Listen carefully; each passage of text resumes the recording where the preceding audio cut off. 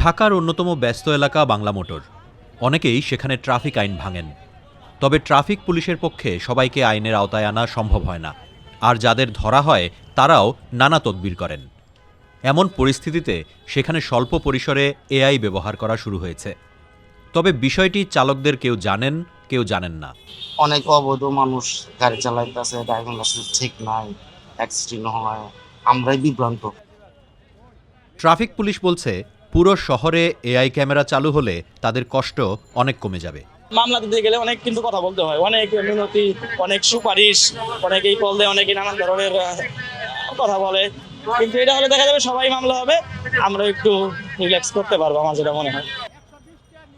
Dhaka metropolitan পুলিশের traffic বিভাগ ২ মে থেকে এআই প্রযুক্তির ব্যবহার শুরু করেছে। কেন্দ্রীয় সার্ভারের সঙ্গে এআই ক্যামেরাগুলো যুক্ত আছে। মাত্র ৩ জনের টিম এখন এআই ব্যবস্থাপনা করছে, তবে বাইরের সহায়তা নেওয়া হচ্ছে।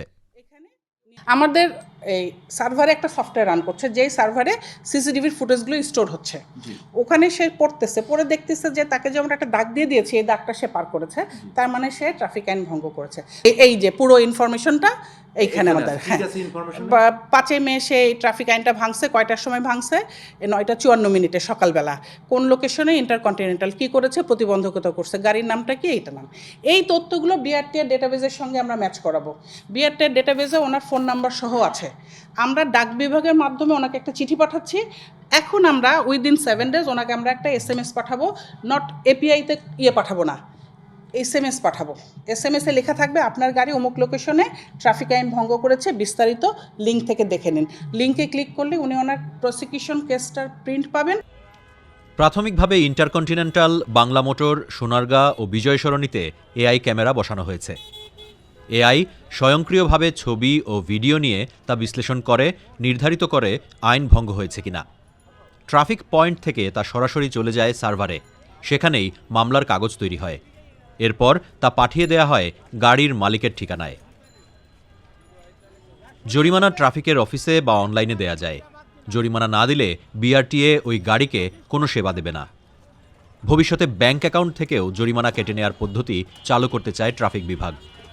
আর ড্রাইভিং লাইসেন্সের পয়েন্ট কাটার সিস্টেমও চালু হবে। এখন পর্যন্ত ৩,০০০-এর বেশি গাড়ির বিরুদ্ধে মামলা হয়েছে। যাদের বিরুদ্ধে মামলা হয়েছে তাদের একজন সোহাগ মিয়া। তিনি একটি সরকারি প্রতিষ্ঠানের গাড়ি চালক।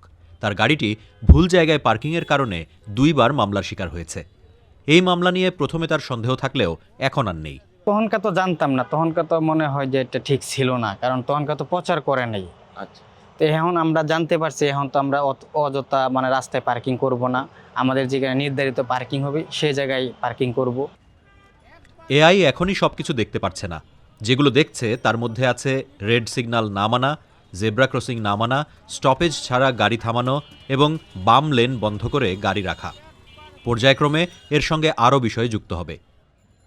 তো ঢাকা শহর এমন একটা জায়গা, যখন আপনি দেখবেন যে বিশেষ করে পিক আওয়ারে যখন একটা গাড়িকে রাস্তায় সিগন্যাল দেন, রাস্তায় গাড়ি থামান, এই টোটাল প্রক্রিয়াটা আপনি শেষ করেন, এতে কমপক্ষে খুব স্মার্ট যে সার্জেন্ট কাজ করে তারও মিনিট ৫ লেগে যায়। এবং ৫ মিনিটের অর্থ হচ্ছে ক্ষেত্র বিশেষে ২, ৩, ৪ কিলোমিটার জ্যাম হয়ে যাওয়া। আর আরেকটা বিষয় ঘটে, যখন আপনি ওই কাজটা ম্যানুয়ালি করছেন তখন কিন্তু একই অপরাধ আপনার পাশ দিয়ে আরও ১০-১২ জন করে চলে যাচ্ছে।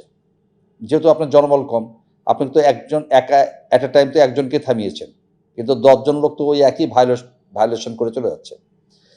এই সমস্ত ভাবনা থেকে আমরা কিন্তু এই ডিজিটাল সিস্টেমে চলে আসলাম।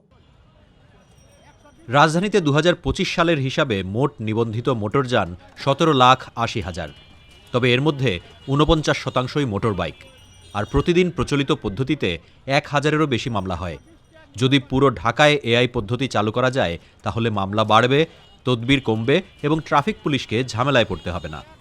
আমরা আমাদের যে ট্রাফিক ব্যবস্থাপনা, এটা তো এতদিন একদম ম্যানুয়াল ছিল, এটাকে আমরা অটোমেটিক বা সেমি অটোমেটিক করার উদ্যোগ নিয়েছি। এক্ষেত্রে ঢাকা শহরে আমাদের মোট ১২০টি পয়েন্টে কিন্তু আমাদের ট্রাফিক সিগন্যাল বসবে।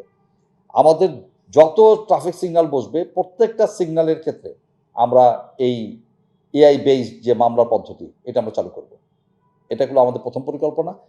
এছাড়াও আমাদের যে বিভিন্ন গুরুত্বপূর্ণ জাংশন আছে, যে সমস্ত গুরুত্বপূর্ণ পয়েন্ট আছে এগুলোতে আমাদের যে লক্ষ্য সে কমপক্ষে 500 পয়েন্ট ঠিক করা।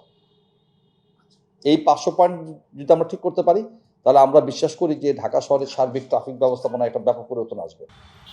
ট্রাফিক বিভাগের আশা, পর্যায়ক্রমে এটা চালু হলে একসময় মানুষ ট্রাফিক আইন আর ভঙ্গ করবে না।